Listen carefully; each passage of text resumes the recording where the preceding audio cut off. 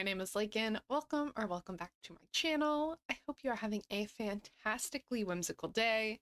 And if not, hopefully this video makes your day just a little bit better. Today, we're back with another whippin' chat.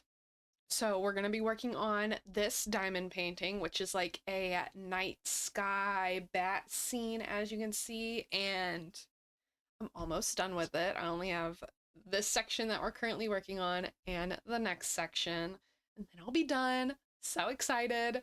While we're working on this, I'm gonna be giving y'all some book recommendations that I think need to be talked about more. These are books that I enjoyed or I think about that I don't hear a lot of people talking about. So if you're interested in some book recommendations that are not on every single list that you see whenever you look up what book should I read next, this is the video for you. So without further ado, grab your books, grab your water, sit back, relax, maybe even grab some diamond painting, and let's just start our bookish discussion. The first book we're going to be talking about is actually a series, and it is the Wizard for Hire series. This series is written by Obert Sky, and it is so funny. So this is a middle grade series about a boy who sees that there's a wizard for hire and gets wrapped up in this magical world, but one of the best things about this book, one of the things that gives it the absolute most charm and makes it so hilarious, is that throughout the series, but especially that first book, you can't tell if this guy that he's hired as a wizard is actually magical or just like extremely lucky. The entire time you're like, is this real? Is this like actually happening? Like, is he a wizard? Is he not? And like our main character is also trying to figure that out as well. Like, are you actually a wizard? But like things just keep happening where it's like, okay, what's going on? What's happening? It is just phenomenal. It is hilarious. And while it's been a while since I've read it, every time I see it on my like books that I've read list, or like it just like pops up, I'm just inundated with the feeling of pure enjoyment, which is what I want to feel whenever I think about a book that I've read. So even though it's middle grade, you're like, I don't know about middle grade. This one, I definitely think is worth your time. Even if you're not within the middle grade age demographic, this one is definitely worth it. The next book is Armada by Ernest Cline. And you're probably like, wait, that name sounds familiar. It's because he is the author who wrote Ready Player One. And Ready Player One is amazing. Ready Player Two, we don't talk about that. But Ready Player One is amazing. And I just don't hear enough people talking about Armada. And I think it is just as good. So in Armada, our main character is really good at this video game. And an alien invasion happens. And it turns out that this video game that he was really good at was essentially like military, it was a military training to train civilians for this impending alien invasion. So he's recruited, and it's your typical aliens have invaded, everything changes within a day type thing. The ending is not your typical alien invasion story ending. I enjoyed it a lot, and I just wish people would talk about this one just as much as they talk about Ready Player One. While Ready Player One is filled with lots of 80s trivia, 80s nostalgia. This one is not. So if you like read Ready Player One and was like, actually, like, that's not for me, this is not interesting, I don't enjoy all this 80s trivia type stuff, or it's just pumping out facts about the 80s every 2 seconds. If you don't enjoy that, then you will like Armada. It has that video game focus feel. If it has pop culture references, it's like present day for that time, but I don't remember it really having much pop culture, like, especially compared to Ready Player One, nothing. It's more focused on playing the video game itself and how that was actually like a training montage or a training for this, and how the government knew about it, and that's the reason that like the media was doing a whole bunch of alien invasion type media to prepare people for this happening. So it plays with a lot of like what the media feeds us and things like that. It was enjoyable, and I remember it being funny. So whether you did or didn't like Ready Player One, if you like video game or alien invasion like type things, I think you'll enjoy Armada by Ernest Cline. So there's actually going to be quite a few that I'm just talking about the series as a whole and not like a specific book. But the next one is a series, and it is the Four Kingdoms series by Melanie Sellier. This is a series that I want to do a video diving more into it, but there's the Four Kingdoms series, there's the Beyond the Four Kingdoms series, there's the Return to the Four Kingdoms series, and I think she started another one where they're all in the same world, but they're just at different periods of time. And it's essentially all the books are standalones that are semi-connected, so you can pick up any one of them on its own that you're interested in reading, where like if you do read them all together, then you'll see the characters from others interacting and things like that, but you won't be confused if you don't read them all together. You just get lots of Easter eggs and like hints and nods and stuff like that. But it's a fairy tale retelling series that does a really good job of keeping the essence of the fairy tale at its core, but it's not just a regurgitation of the fairy tale with just different characters. It really does try to take it in its own. And one of the best ways that I can like show that is the Sleeping Beauty retelling. She's not asleep in like she's physically asleep. It's a curse that's put on her, and it interacts in a certain way to make her look like she doesn't have much going on in the head. So it plays with the story in a way that is fun and interesting, making it new without like going so far off where you're like, I can't see how this is a Sleeping Beauty retelling. Like, what is going on? I think it does a really good job. I really enjoyed all of them.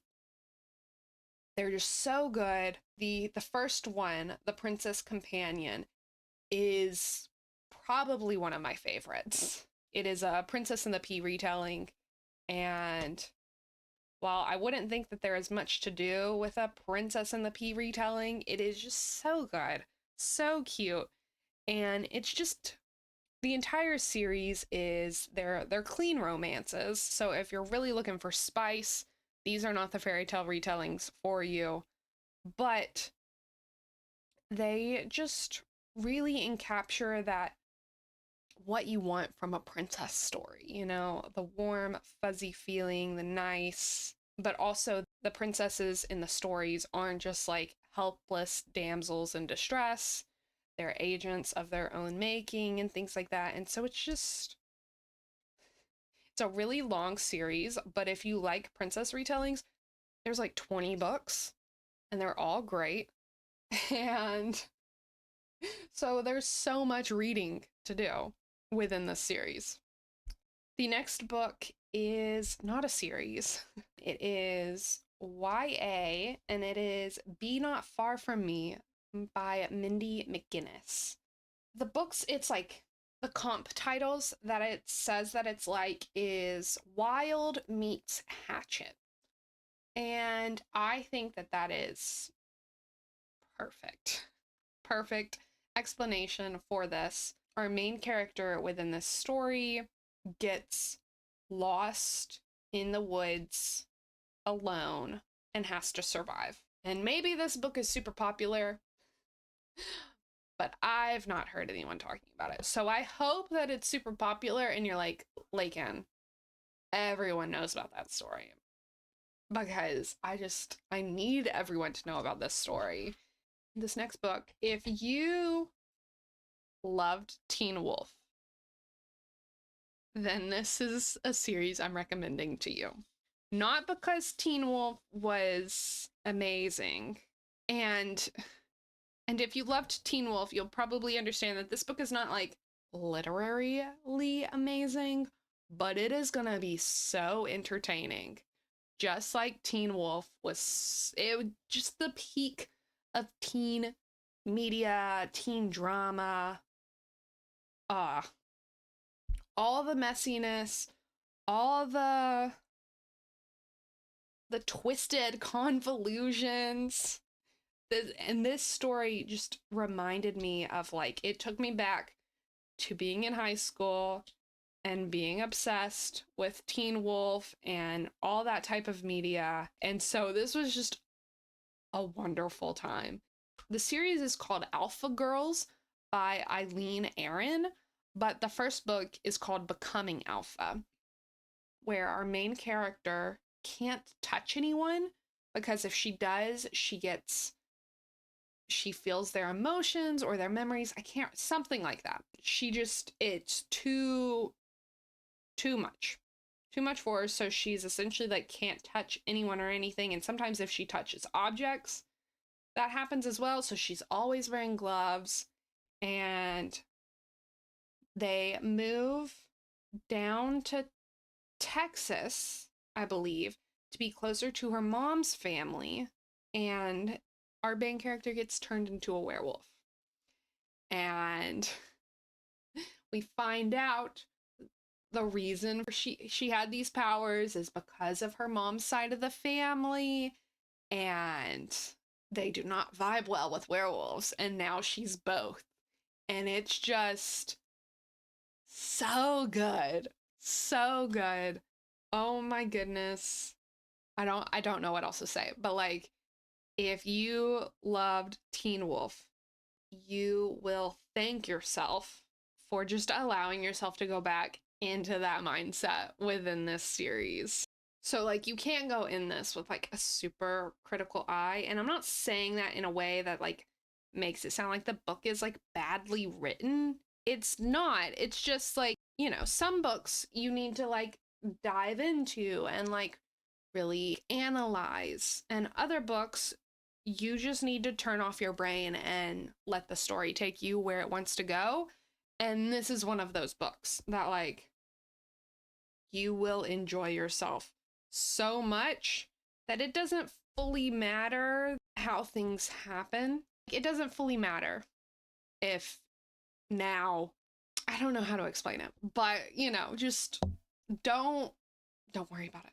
Just enjoy it, have fun, relive those Teen Wolf days, and you will thank me for it.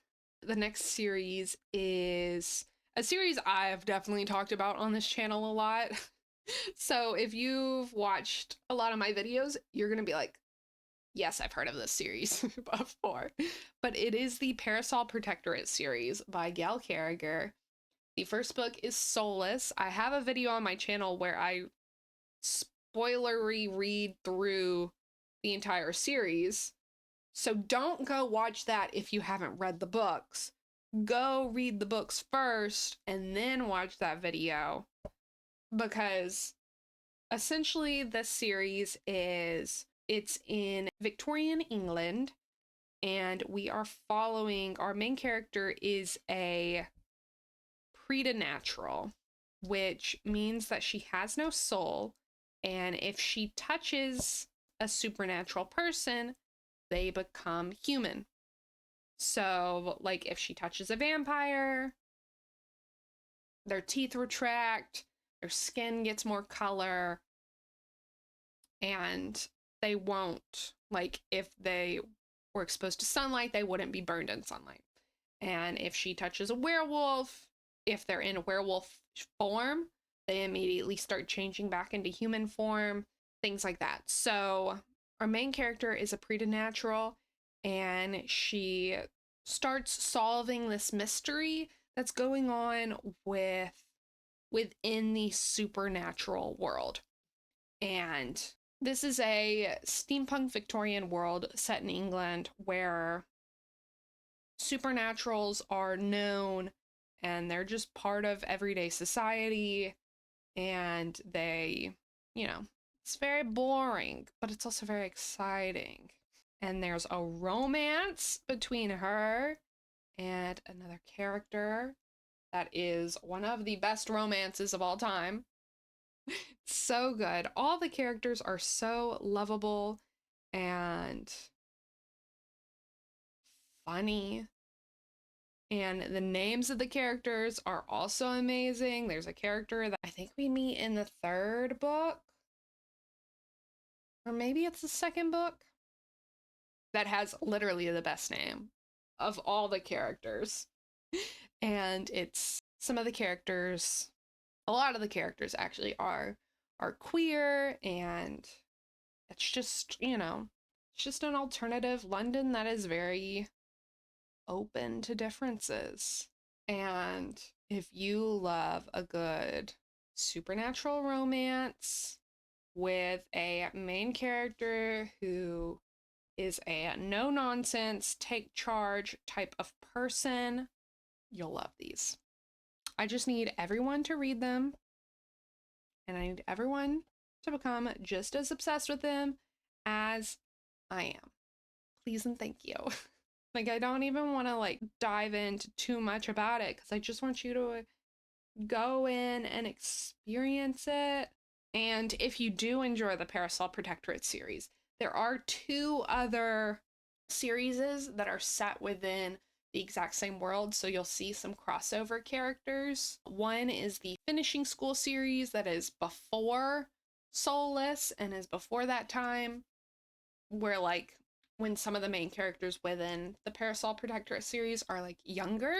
And then we have the After, the Custard Protocol series, which is set after the Parasol Protectorate series. So you have a whole timeline.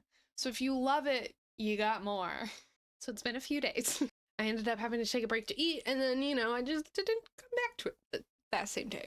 But we're back. And it's good, because I've been wanting to diamond paint. I've been thinking about it, and I'm like, no, I can't. I have to finish this one.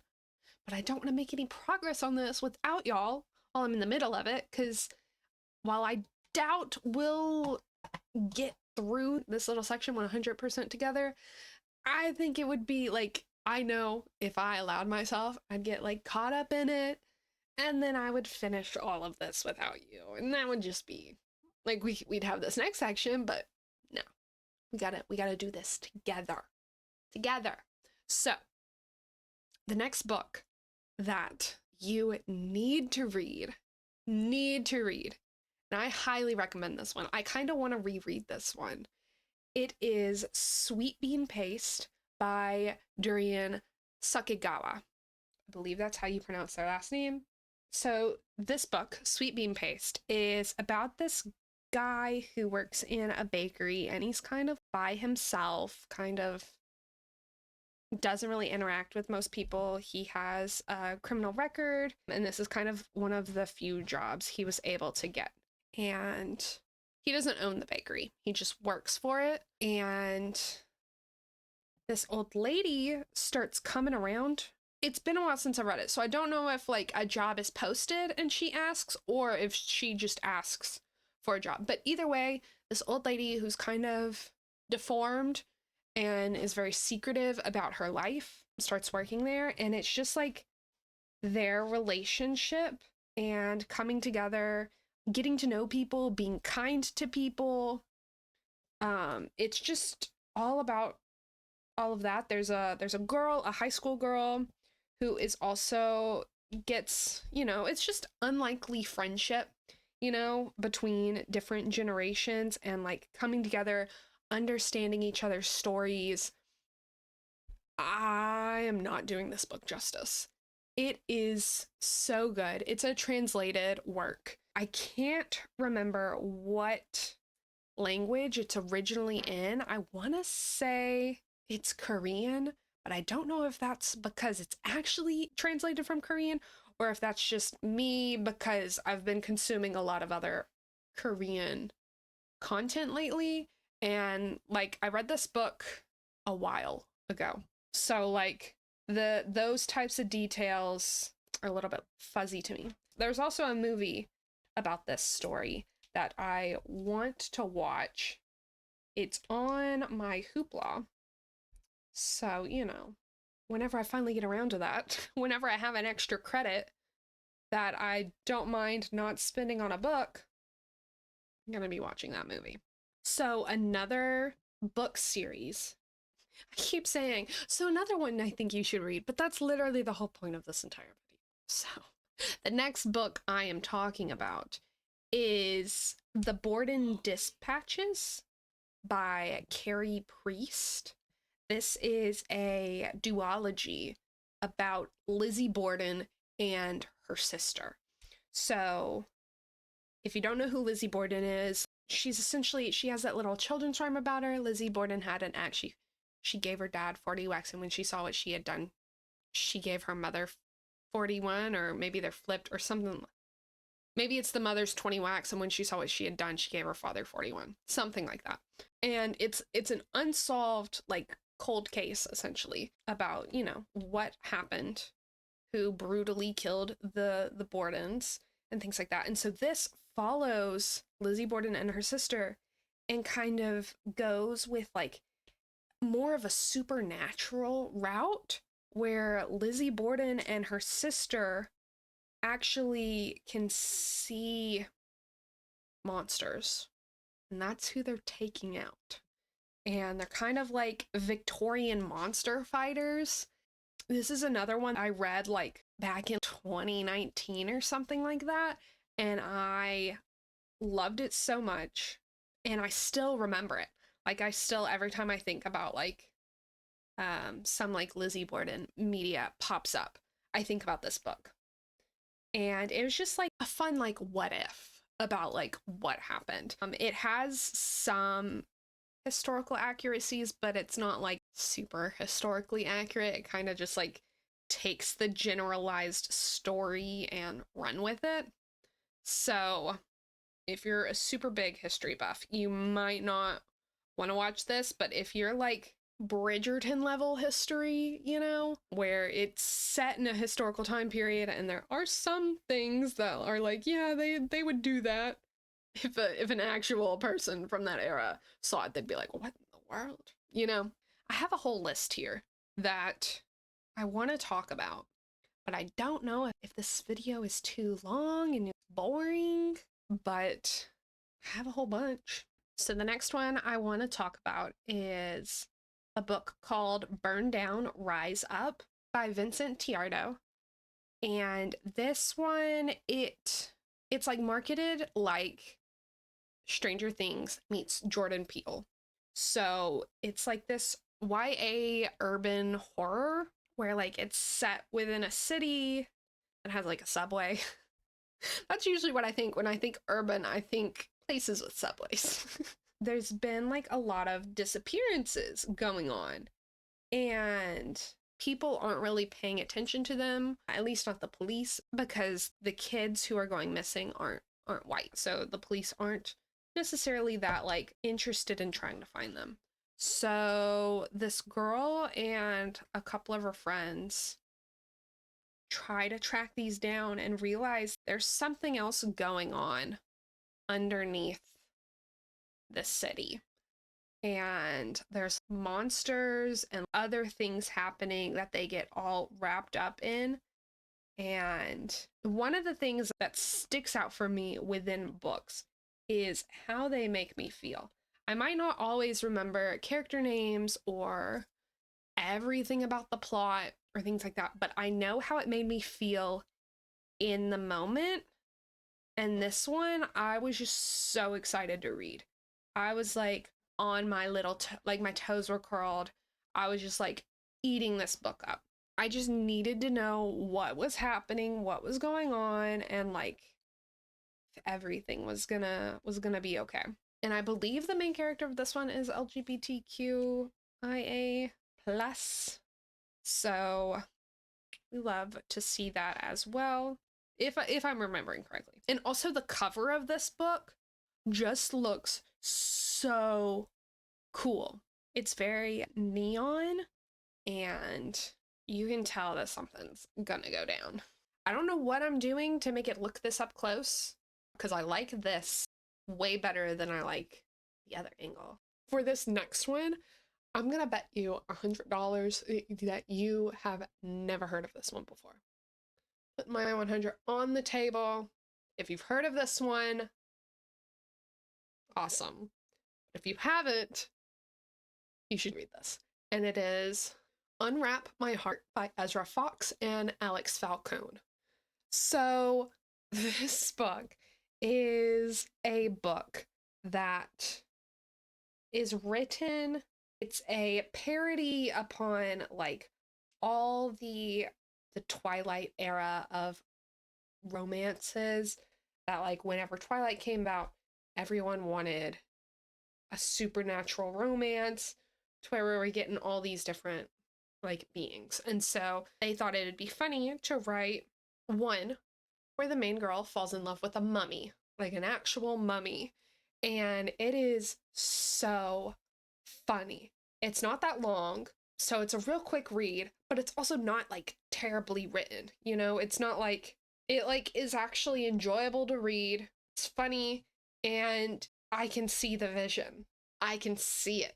And parts of me were like, yeah, you know, if someone hadn't have told me that this was a joke book back in that time, I could have probably gotten down with it. It's just, oh my goodness. I can't. I can't. But you can. And you should. 1000% you should. The next one is The Butterfly Garden by Dot Hutchison.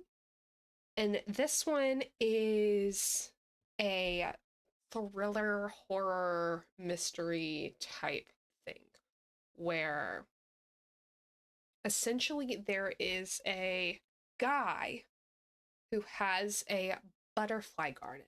He's known as the Collector, and he collects all these beautiful butterflies and keeps them safe in this like giant building that's like, you know, has nature and all that stuff in it, but it's all like, it's not like out in the wild.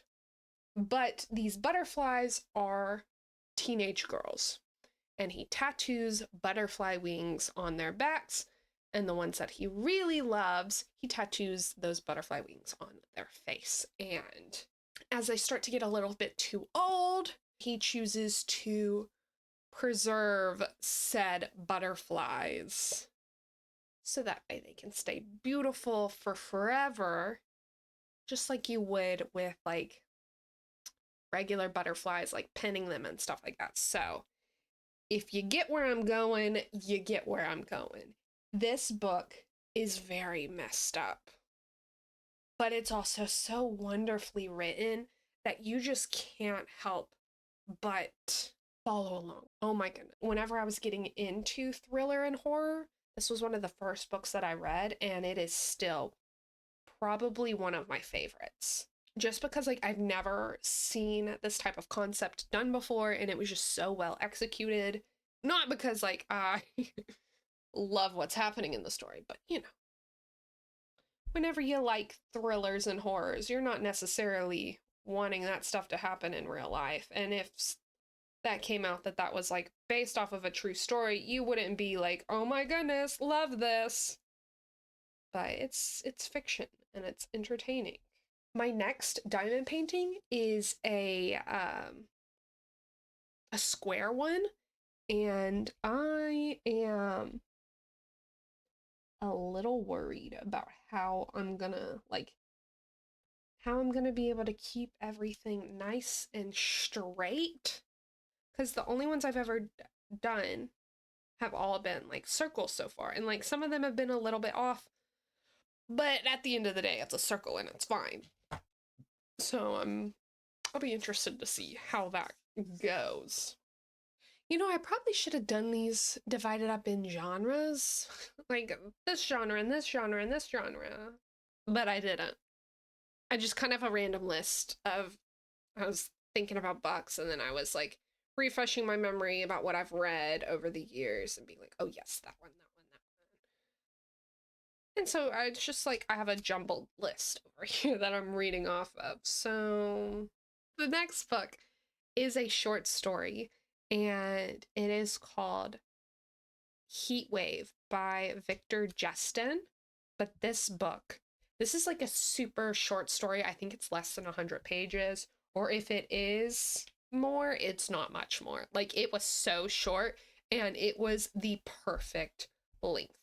So it's called Heat Wave, and we're experiencing like essentially the last days of summer, and they're really hot, and our main character is this teenage boy who's essentially like filled with apathy and like isn't really there, and he witnesses someone die, and the rest of the story is just unfolding from that happening, and it's happening, and while it's happening, we're just getting so many vivid descriptions of, like, so many visceral descriptions that it truly felt like it was hot, it was claustrophobic, it was hard to breathe, and I wasn't there. I was just reading the book. Like, it just did such a good job of putting me in the moment.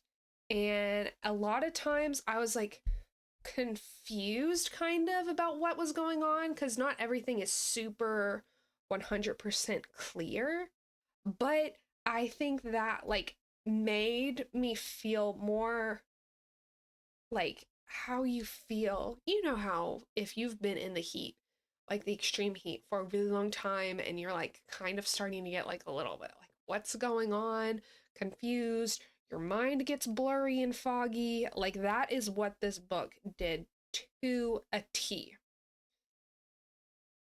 And it was just such a short little thing. Like, I don't know if I could have handled like a full 300 something page novel like this. Like, I would have died. But this was perfect for, like, it just did exactly what I thought it was trying to do so well and so succinctly. It was just, oh my goodness. Like, this book truly does feel like a blur, a fever dream. Like, it does not feel real. So the next book is another translated work.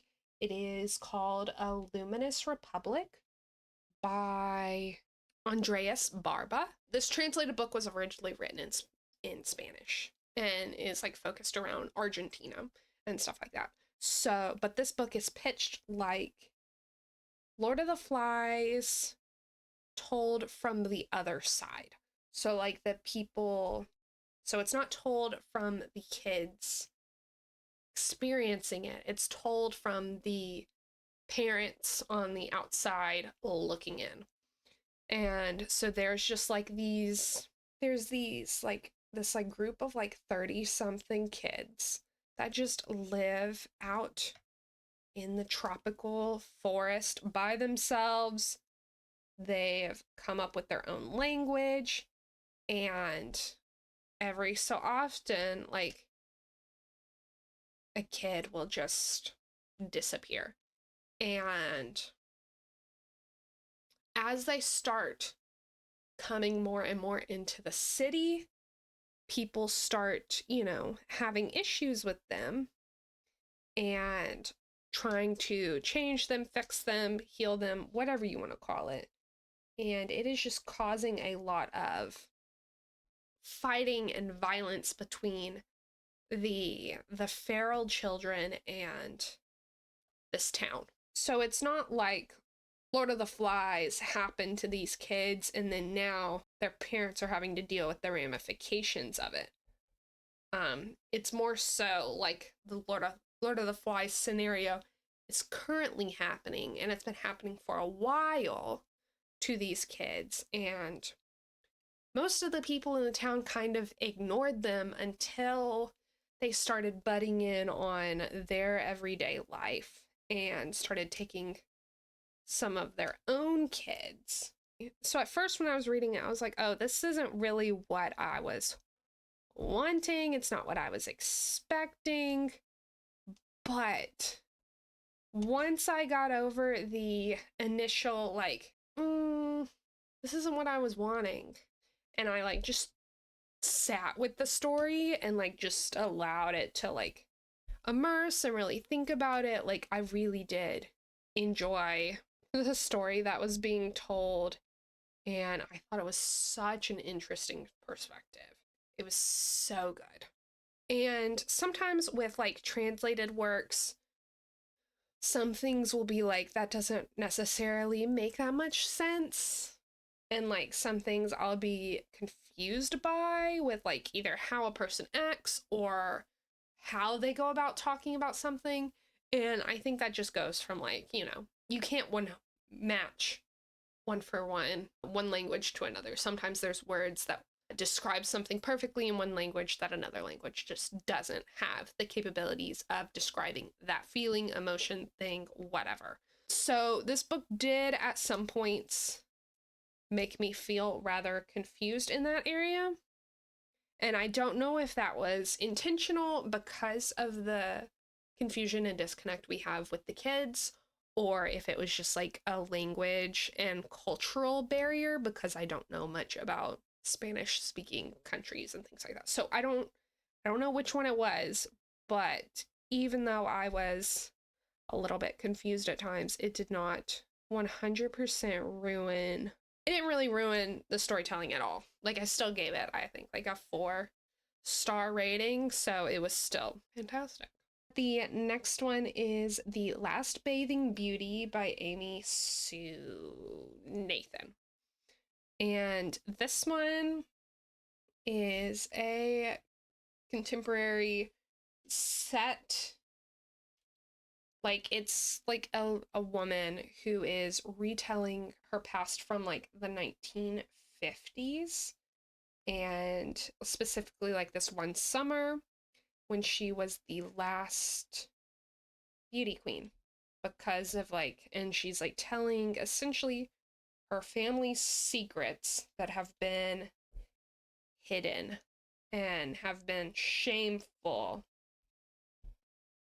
up until now. Like, no, like, this is like deep family juicy gossip that no one spoke of type thing. And I think this was like, I think I somehow got this book for free at some point, like on my Kindle, like, cause every once in a while you'll be able to get free books from different places, legally, not like I pirated it, but sometimes they just have offers for free books. And I think that's how I got this, because I had never heard of it before I read it, but it sounded interesting, and I did not expect it to be that good. Oh my goodness, it was so good. It was so emotional at times. Like, I read it in like 2020, so it's been a while, but I'm pretty sure I remember crying a lot in this book. And while I am a very emotional person, I don't just cry willy-nilly within books. Like, I may tear up, but I don't normally remember that. But I remember, like, crying. It was just so good. And I almost don't want to say anything about this. Like, I don't want to say nothing. I want you to go read this book. If you like historical, contemporary fiction, read this. Even if you don't, if you just like contemporary fiction and like you can maybe handle the historical bit, please do it. It's all happening at like a resort up in like New England, you know? It's like the rich families, how they go and do stuff. And like she was the last bathing beauty that the town had because of all this scandal and stuff like that. They like never had another one. Please, if you don't read any of the books out of this list, at least look into this one. At least look into this one. The next book, if you've been on my channel, you've probably heard me talk about it before, and that is Suffer the Children by Craig DeLuey.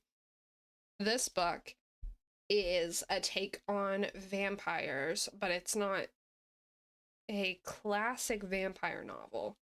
It is at the same point throughout the whole world, every child under a certain age just like drops dead. And so like one, the world is having to deal with that. And then all of a sudden, 3 days later, some have already been buried. While all the families are grieving this and everything, all those children come back to life. But they're not the same.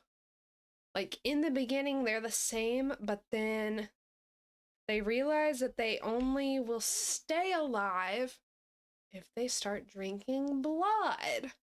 And so it's essentially like, how far will a parent go to keep their kid alive? And it's the whole world doing this. So like the whole world changes overnight, and there's obviously not enough of a food supply for all these kids with their now new appetite for the world to still function properly. And it just dives into all of that. Oh my goodness, it's multi-POV. We follow like a couple different families and how they're handling it, how they're getting this, like it's from the parents' POV. It's not from the kids. It's from the parents' POV and how they're handling all this and what they're willing to go through for their kid, what they're willing to sacrifice for their kid. And I still viscerally remember scenes from this book, viscerally remember how this book made me feel, and I remember everything I did while reading this book. I was actually painting this room as I was reading that book, to the point where I would sometimes just have to like stop, sit on the ladder that I was using to paint, and just like be like, what is going on? Like, I just would have to like stop everything I'm doing to process what was being told to me. Oh my goodness. It was so horrific, but in a like a totally reasonable way. Like it was like, yeah, that could totally happen. Oh my goodness. And I thought the way this book ended, like the I don't know if it's the last chapter or if it's the epilogue. I'm not gonna spoil it for you, but oh, that made me like, I need more POVs from this world. I need more. Oh, so good. So good. And I recently read another Craig DeLuey book that wasn't as good as Suffer the Children, but it was still really good. So I'm like digging through Craig DeLuey's backlog, and I'm like, okay, My next read is coming from here. Do we have a new favorite author? Like, I've never heard any of like the people that read horror. Like, I've never heard any of them talk about Craig DeLuey or this book, and I think they should. I don't know if I just have missed it or if truly no one's talking about this. I hope I've missed it. I hope that everyone's talked about this and everyone like in the comments is gonna be like, yeah, that book, everyone's already read it. You were just late to the party. I hope that's the case. And I hope it's not that just enough people haven't heard of this book. Now, I might not recommend this if you have kids for, you know, obvious reasons. But if you're okay with that and you can handle it, highly recommend it. I highly, highly recommend it. The next one is Survive the Dome by Kosako Jackson. And this book is about a kid or a teen who goes to some protests in a city. And the protests, some people, you know how some protests get with bad actors using the moment to take advantage of things and things like that. And so what gets implemented is a dome that traps the whole city in this dome and puts it into like a super militarized, controlled thing to like get control over the protests that are happening. And if I remember correctly, they're like protests against police brutality. I believe they're like asking police, you know, hey, can we stop killing people? Can you stop killing people? That would be great. And so then it's they turn the whole city into a militarized zone. And because he's not from here, he's cut off from everything. And he gets cut off from the people he went with, I'm pretty sure. So he groups up with these other people that are trapped in the dome to try to survive and also try to fix everything, survive, different things like that. And whenever I first picked up the book with a title like Survive the Dome, I was expecting it to be a video game story where they're like stuck inside a video game or whatever. They're not. It's real life. Like, it's not what I was expecting, but it was really good. And I thought this book did a really good job of just showing a different light on police brutality, protests, civil unrest, like just that entire stuff. I thought it was a good, cool, interesting way of doing it without being like putting it into some far off world that is like, okay, that's like people could be ignorant and be like, oh, I don't see that. That's not what I got from it. Like, it's still very much, this is what it is. This is what it's talking about. This is what's going on. It has a sci-fi, dystopian, Black Mirror type energy around it, if you get what I mean. Which I love me a good Black Mirror episode, so, you know, we enjoyed this. The next ones, every book I say after this is books that I assume are bigger and that people talked about in the past when they came out, but I don't really hear many people talking about them anymore. If you weren't like within the book community getting book recommendations during the time they came out, you might not have heard of these, but if you have been in the book community for a while, I have a feeling that you've heard of these. So that's why I put them at the end, because, you know, some people have probably cut off by now. So these, if you've read them or if you've heard of them, good on you. This is just in case people have missed them. Just in case. They deserve a good book too. So the first one is Hollow Kingdom by Kira Jane Buxton. So in this book, it's actually a duology, I'm pretty sure. But we're just mostly focusing on the first one because you don't really need to read the second one, but you can. The first one is kind of its own story in it of itself. But our main character is a crow named something stupid.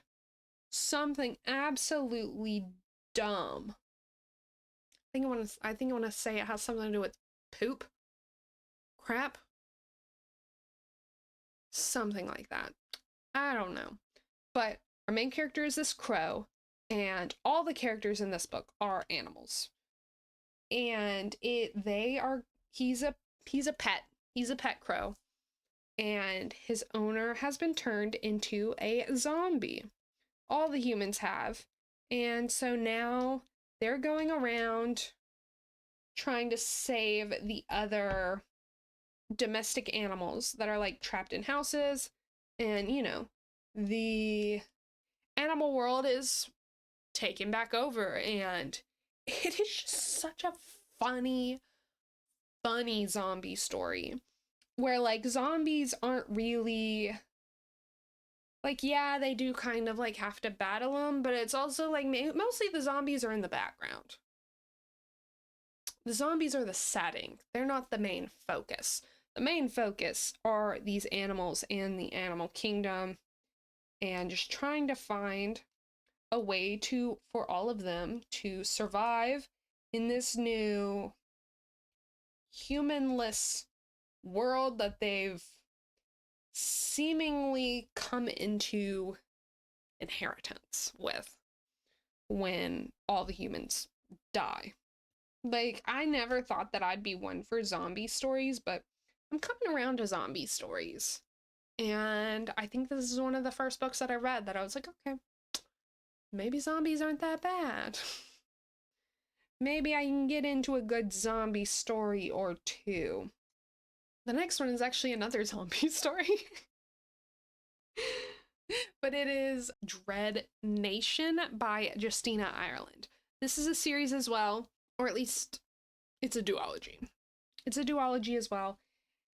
And it's set in the Civil War era, to where like our main character isn't a slave, but is also not free.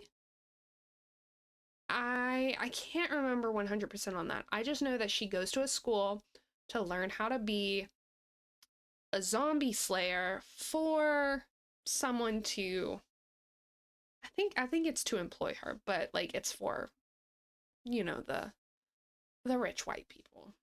And they're just going around slaying zombies in the Civil War era. And it is so good. They have like these like scythes that they use. Mm-hmm. Yes, yes, yes.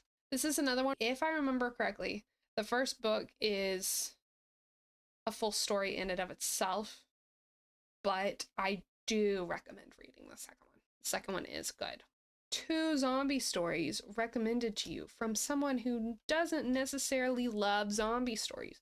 So you know that they're gonna be good. The next is a short story or a novella, whatever you want to call it, called Comfort Me with Apples by Catherine M. Valente.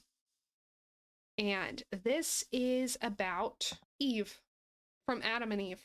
And takes place in the Garden of Eden, essentially. And it's just a play on that story. And as someone who grew up with that story so much, and then finding out that like within different religions, they have different interpretations of that story. Like within Jewish folklore, there is a woman known as Lilith, who was Adam's first wife, but she did not want to be subservient to him, so she was cast out. And different things like that. So like learning about that stuff made me really intrigued to read this, and this was so good. Oh my goodness. It's a short story, so I can't go into too much more of what it's about. But in the end of this story, like once it wrapped up, I pretty much wanted to immediately reread it again because of what happened at the end. The twist that happens made me see everything I had just read in a new light, and I wanted to read it again with that light and with that knowledge in my head. So that's when you know it's good. Whenever you maybe just finished it, but you immediately want to pick it up again. I definitely know that this one was big during the time that it came out because I was recommended this book via BookTube. So I know that people have recommended this, and I know that people have talked about it. I just don't hear people talk about it much anymore. The next one is Devolution by Max Brooks. I've definitely talked about this one on the channel as well. And this is a thriller. It's not a true story, but it's told like it's recounting a true story. But it's essentially about Sasquatch, Bigfoot, taking out a bunch of people. And it's like told through journal entries. And in the end, the journal entries run out before we fully know everything, but because of everything that we're told through the journal entries, and because of all this other stuff, your mind gets a churning on what happened. And I have my theories and what I hope had happened, but this book, like growing up, my dad would always have the History Channel on. And if you know anything about the History Channel, you know that most of the programs on there are not about history. They're about finding Bigfoot. And so, like, my dad wouldn't, like, necessarily interested in doing things that I wanted to do. So if I wanted to interact with my dad and hang out with my dad, I had to just watch whatever he was watching and just do what he wanted to do. And a lot of times that meant watching Bigfoot, people trying to find Bigfoot documentaries, or documentaries about people trying to find Bigfoot all the time. Or aliens as well, but mostly Bigfoot. And so this book just truly scratched that itch. I thought it was so good. I thought that this book was so immersive, like it truly felt like I was watching a movie. And when I had found out that this book was originally like sold as movie rights, but then for some reason was never made, and then he was finally able to get these movie rights back, and so he wrote the book. Like, I want this book to be made into a movie. I just need it to be made into a movie. Please. Please, please, please. We only have 2 more books left. And the second to last book is Damselfly by Chandra Parsad. And this is a Lord of the Flies retelling, but with girls instead of boys. As soon as I heard that, that was all I needed to, you know, hop on that train. I love a good Lord of the Flies retelling. That is one of my favorite classics. I think there's a lot to discuss within that work, and there's a lot of commentary you can make around that story, past and present. And so it's just one that I just never get tired of rereading. And then the last one is a classic. It is a classic that I don't think gets enough hype and attention that it deserves. You have all these like classic collections, but this one is never within those collections. It's never reprinted. and that is The Island of Dr. Moreau by H.G. Wells. So if you don't know about this story, it is Dr. Moreau has an island, who'd have thought, where he does experiments. And he's experimenting on animals and learning just how intelligent they are. You know, if you're gonna do experiments on animals, give them abilities to be more like humans, what do you think is gonna happen? What do you think is gonna happen?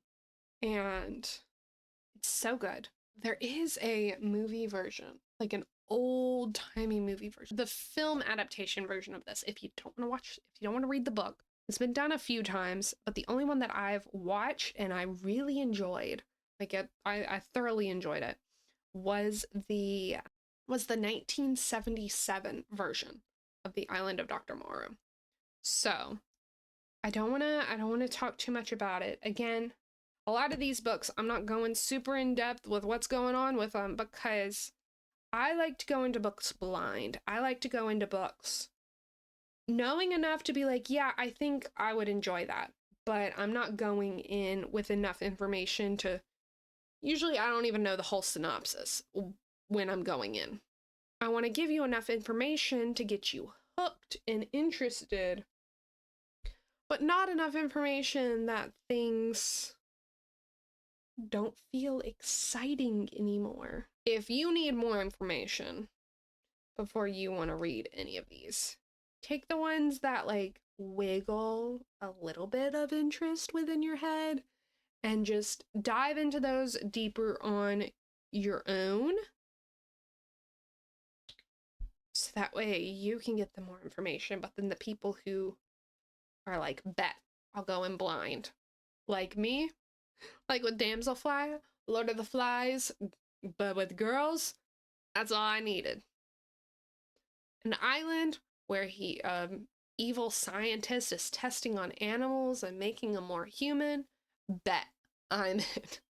That's all you need. So the people who are like me, y'all can go in and just fully immerse in this, oh my goodness, what is happening type feeling.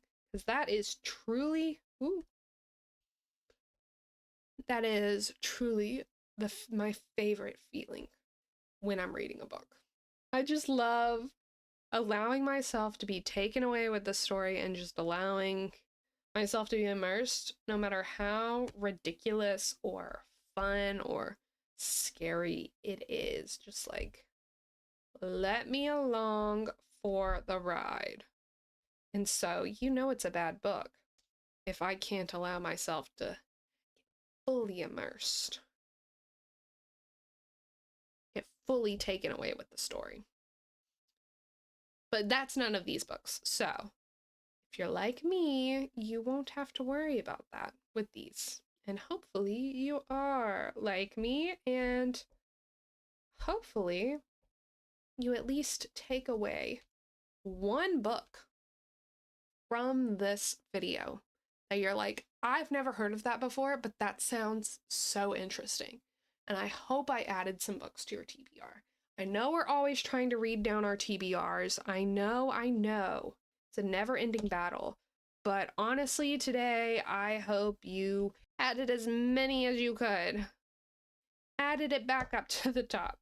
I really need to do a TBR deep clean of my like digital TBR on Storygraph. I need to. But today is not that day. Today is a day where we add books we've possibly never heard of. Now, if you've heard of every one of these books, wonderful. I am so glad, and I still hope, even if you haven't read them, they're on your TBR. Because nothing is better, in my opinion, than finding a book randomly or hearing it just one-off told and then realizing that that's one of your next favorite books. Because yes, while it's nice to like be recommended and see all these familiar books from the booktube community and being like, oh yeah, I'm gonna pick that up, everyone's reading it, Like, it's fun to be a part of that, but not for every book. Sometimes, you just want to find that one person recommending that one random niche book, and then you become the second random person that is recommending that book. Like, I feel like the book that I recommended the most on my channel is the Parasol Protectorate series. And then I think the second one is Suffer the Children. And I'm going to keep recommending those, even though I hear no one else talking about them. So we didn't get all the way through this, but I'm pretty sure I'm just gonna, once we turn off this camera, I'm just gonna keep working at it.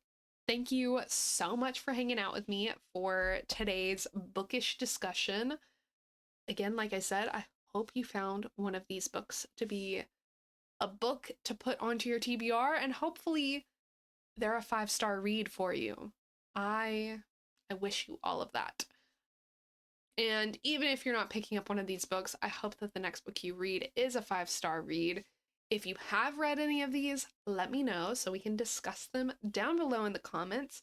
Don't forget to like and subscribe so you can hang out with me some more and know whenever I post our next bookish discussion here, so we can sit back, relax, and talk so much about all the books. So with that being said, I will see you in the next one. Bye!